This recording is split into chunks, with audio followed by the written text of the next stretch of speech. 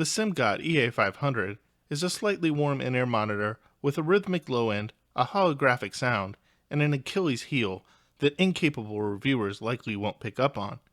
Will you? Let's get into it.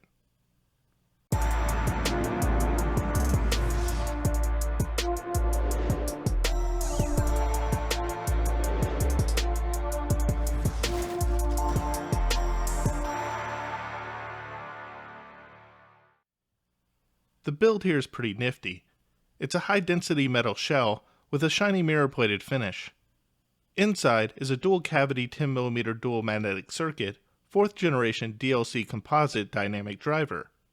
There's a slight heft to the shell, but I'd say it weighs less than the Moondrop Kato in the ear. It's also a fair bit thinner than the Kato, and has a rather sharply angled nozzle that took some getting used to, but was easy to adjust from a comfort perspective. The nozzle itself is also detachable, and the EA500 comes with two different versions. A red version, whose frequency response is tuned to the 2016 Harman target, and a black version that emphasizes elevated mids in comparison. These nozzles will be of further consideration when we get into the sound, but I'm glad they included two in the package here, as one was much more acceptable to my ear than the other. The package included a black pod case, one set of clear silicone ear tips, and a clear silver-plated 2-pin OFC cable terminated in a rubberized angled 3.5mm unbalanced jack.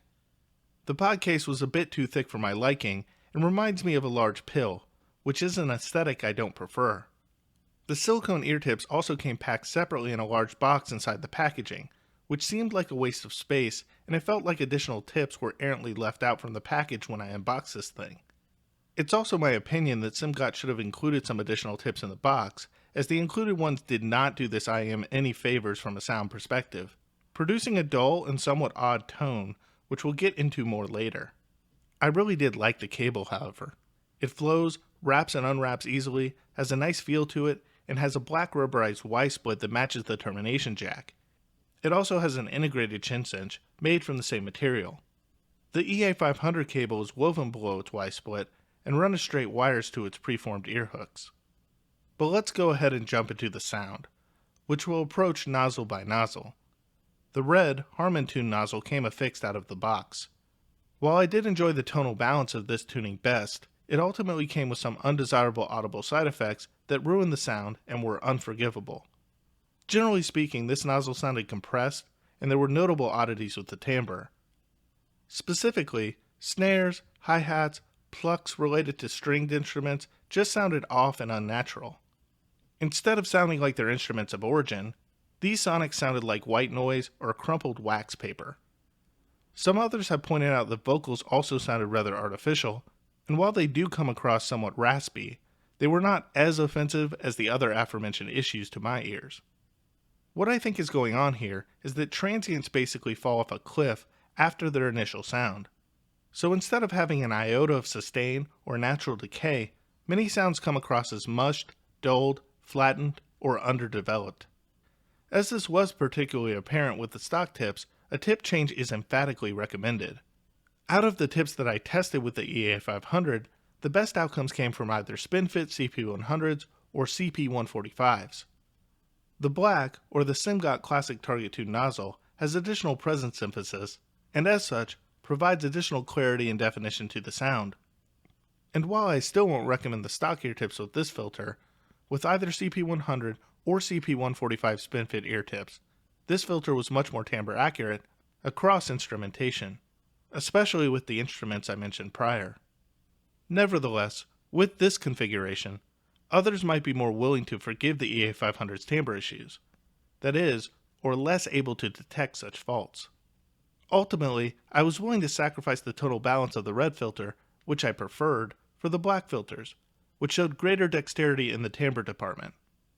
But no matter the nozzle, the Simgot EA500 also does a lot of things right. In an era where the bass in many IEMs under $100 is generally rather unresolving and lacking in texture, the EA500 has great bass texture and a decent amount of resolve in the low end and otherwise. It also has decent separation and images well. I mean, sort of. They image much better with the black filter than with the red filter, and with the red filter, I definitely understand what Zeos was referring to when he referred to these IEMs as being for horror films or horror gaming, as sounds seem to leap out from nowhere to the listener in unexpected ways with odd placement at times. The soundstage is rather average, but there is good depth to the sound overall, and it displays peripheral details well. So it mostly really is a disappointment and a shame that the EA500's timbre issues are notable, and really do hold me back from being able to recommend this set outright to everybody. Instead, I'm only going to recommend it for people that primarily listen to electronic music, or genres that focus on synthesized sounds. Or, perhaps, for people that are less sensitive to timbre tomfoolery than I am. In summary, the EA500 is a well-built IEM that comes with an unhelpful set of stock ear tips and a bulbous carrying case. Swapping to the black filter and a set of spin-fit ear tips was a necessary step to take, but sacrificed some tonal balance for greater timbre accuracy. Nevertheless, timbre-focused listeners might want to take a pass on the EA500, unless they are willing to choose to tolerate its deficiencies involving the compression of particular instruments, or are selectively listening primarily to electronic-focused music where some artificiality in the sound reproduction would be less of an issue. Incapable listeners might disagree, but true audiophiles are likely to be just as annoyed by the EA500 as I was, as what it does well heightens the disappointment with what it doesn't. With the EA500, I'm left with thoughts of what it could have been. It does most things very well for its price, but has an Achilles heel that leaves me a bit disappointed and wanting more in the end. Still, if it weren't for its oddities, it might have gotten a recommendation from me as one of the best IEMs under $100. But sadly, I can't give it this distinction as it currently stands. But who knows, maybe there will be an update by Simgot or replacement filters which can correct the aforementioned issues. Even so, some listeners might also be less picky than me, or could be willing to give this IEM a pass, which others certainly have done. In any case, if you venture to test out the EA500 for yourself, don't say I didn't warn you. And before you go, if you haven't done so already, make sure to smash that subscribe button and give this video a big old thumbs up. Also consider sharing it with others in the community to help the audio neighborhood grow. And as always, thanks for watching. And with that, I'm out for now.